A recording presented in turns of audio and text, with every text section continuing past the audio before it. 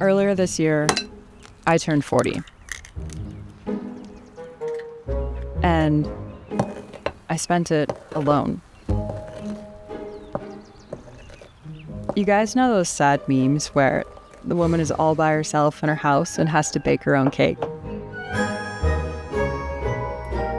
Well, that was me. Kind of. The day I filmed this wasn't actually my birthday, but whatever. Technicality.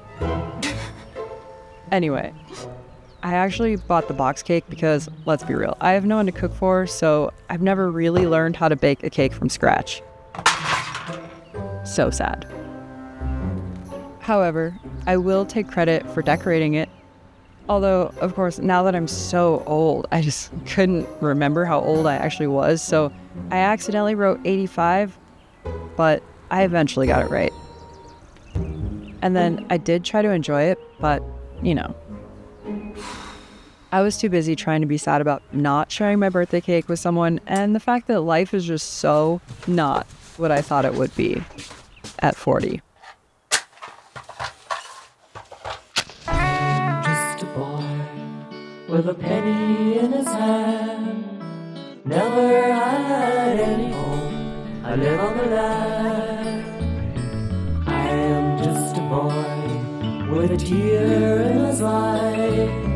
Never loved any girl, I'd like to try. Oh, wouldn't it be nice to while away the hours in the wind and rain and showers? Have you seen your daughter, Mrs. Jones? Have you seen her, Mrs. She's growing up right underneath your nose. And everyone who knows her says she goes. Oh, won't you let me give her a home, give her a home? I am not a king. I need love and common things, things that a boy needs over time and again. If I had you here, there's no telling what I'd do, but I know that I would raise a point or two. Oh, wouldn't it be nice to while away the hours in the wind and rain and showers? Have you seen?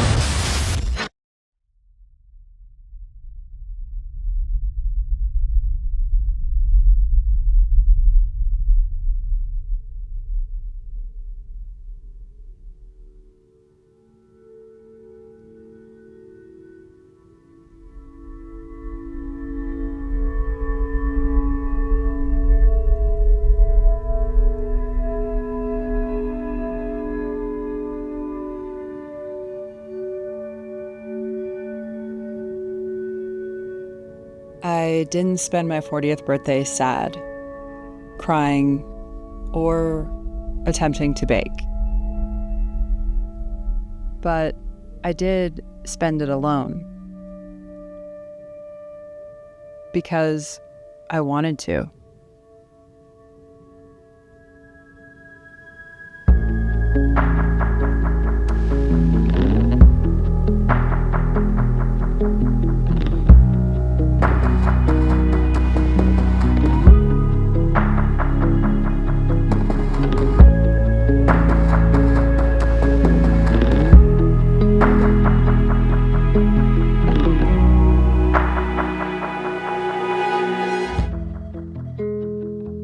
The truth is, I've spent too many birthdays and too much of my life doing what others thought I should do. This year, I decided to say fuck it and do exactly what I wanted. No party, no dinner, no schedule, no pressure, no outside expectation of what my 40th birthday should look like. I wanted only to be alone and content at the edge of a desert canyon during the darkest hour. Heart on fire. As Ben Howard would say, it's so peaceful here. No one to fuck it up. It was magical and also mundane. What I felt was the same. My whole life is a kind of birthday party these days because I do what I love, even when what I love doesn't quite fit the mold. Because no, I don't have kids. I'm not married, and I don't own a home. And even though society says I should be, I'm just not sad about those things. I'm not really for or against any of it. Just indifferent.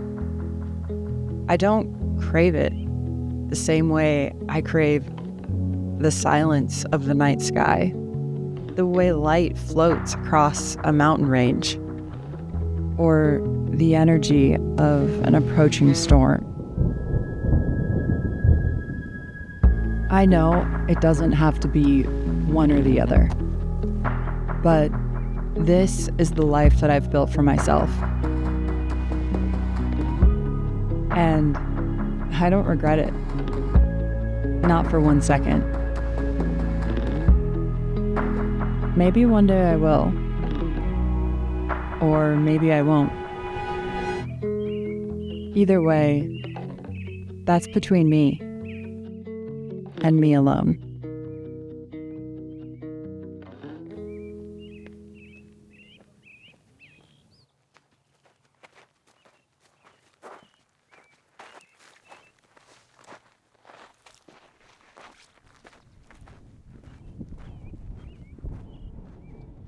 I read somewhere that the toughest part of growing old is mourning the version of yourself you thought you would be by now. The one you'd always imagined. The one living the dream. And accepting that that dream is becoming further and further out of reach.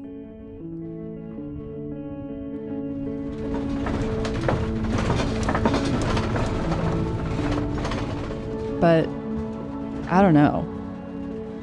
To me, at least right now, it feels like there's still so much time. And there always will be.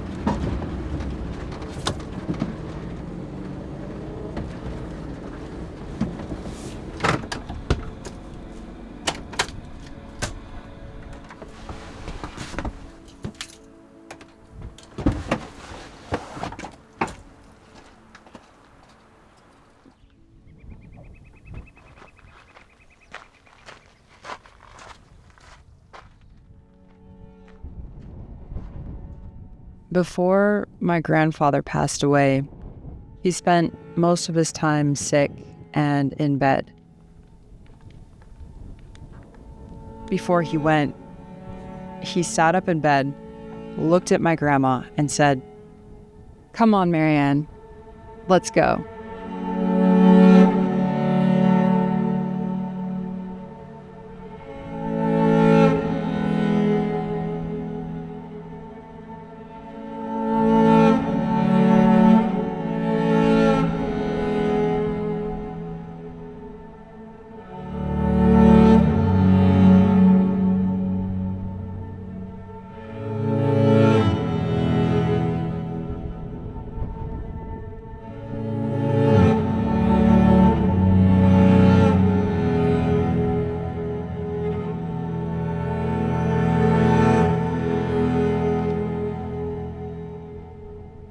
And so I guess that's how I choose to see death and growing old.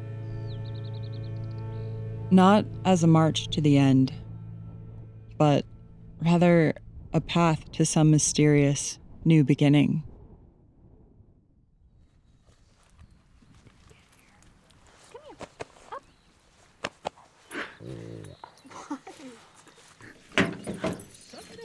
I think the real challenge is choosing to stay young, even as our bodies age, and holding tight to our sense of wonder and play. We're gonna go frolic. Frolicking time.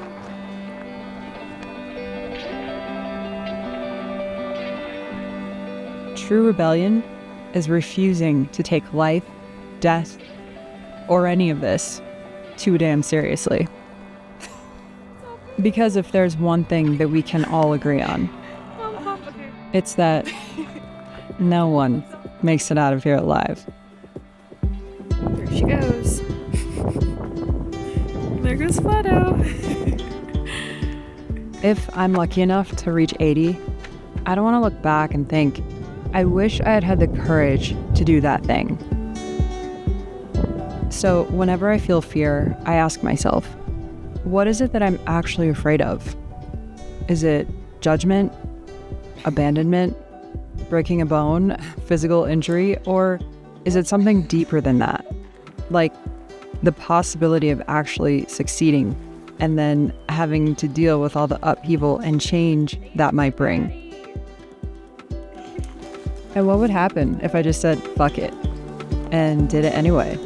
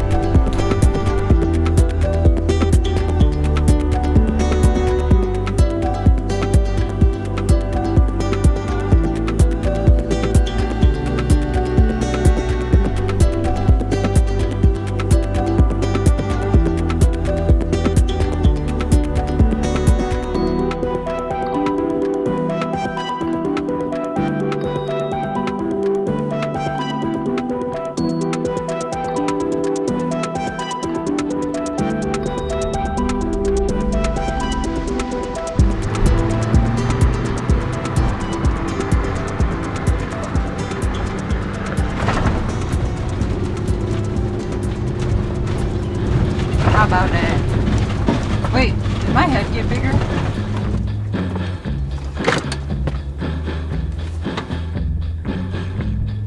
It's a question that has taken me down some very difficult, strange, sometimes lonely, but also incredibly rewarding roads. And if I'm lucky, it will take me down many, many more. Sounds a little out of tune. Whatever your age, wherever you are, and whoever you've decided to be, is this life of yours what you want it to be? And if it isn't, which will you choose? Change your mind or change your life? 'Cause time, it's ticking, bitch.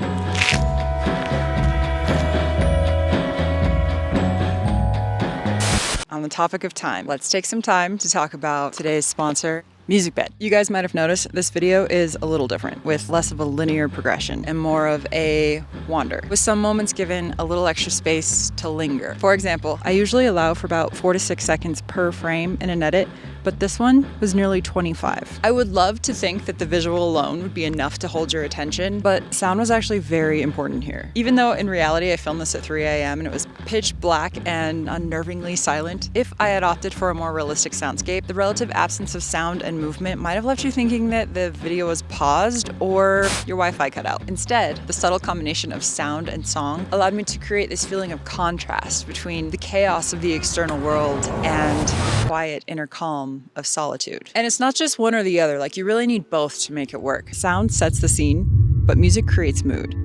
This song to me sounded like an echo through time, an invitation to pause and lose yourself in the night sky. Or at least that's what I was hoping to achieve. And this was made possible by MusicBed's newest launch, Premium Sounds. I am personally really excited about this new edition because these are not just any sound effects. These are the same sounds you've heard in films and commercials, crafted by exclusive artists, including Oscar winners Mark Mangini and Richard King. This is an elite collection of over 150,000 obsessively hand-picked sounds designed to amplify the emotion, pacing, and storytelling in your work, which for you means less time searching and more time creating. Ditch the generic royalty-free music and sound effects and switch to MusicBed. Do it. Do the switch. You must switch. MusicBed.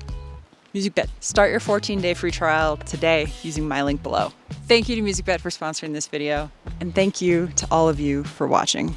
See you guys next time. Music. I lost my mind.